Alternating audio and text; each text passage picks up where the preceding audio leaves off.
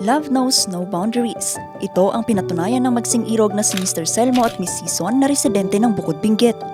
Ang kanila kasing road to forever sinelyuhan na sa bayan nang magpalitan ng dalawa ng I do sa isang civil wedding kahapon July 9. Pinangunahan ito mismo ni Bukod Mayor Eric Don Ignacio. Sabi ko, even a very very simple ceremony can mean a lot to a family.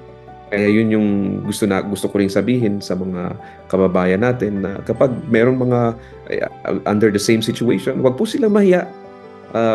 Tutulungan namin sila.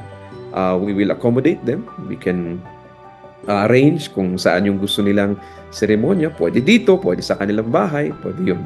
For as long as ma-formalize yung kanilang union.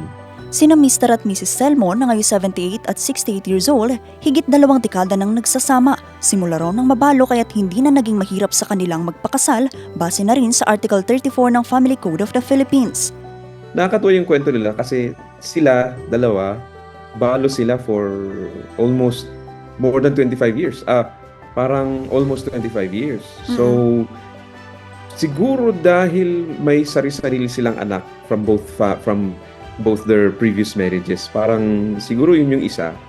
And then, ano kasi to yung pumunta kasi yung babae sa akin last week, tapos nagtatanong kung pwede silang mag-formalize ng marriage nila.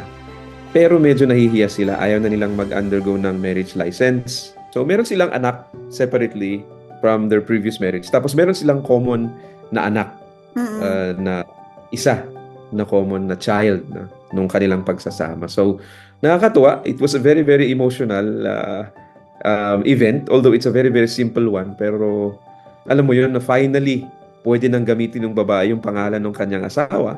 Ang kwento ng mag-asawa patunay daw sa mga katagang ang pag-ibig, basta't nasa tamang tao, ay walang expiry date. Vanessa Bugtong para sa Nation on the Move.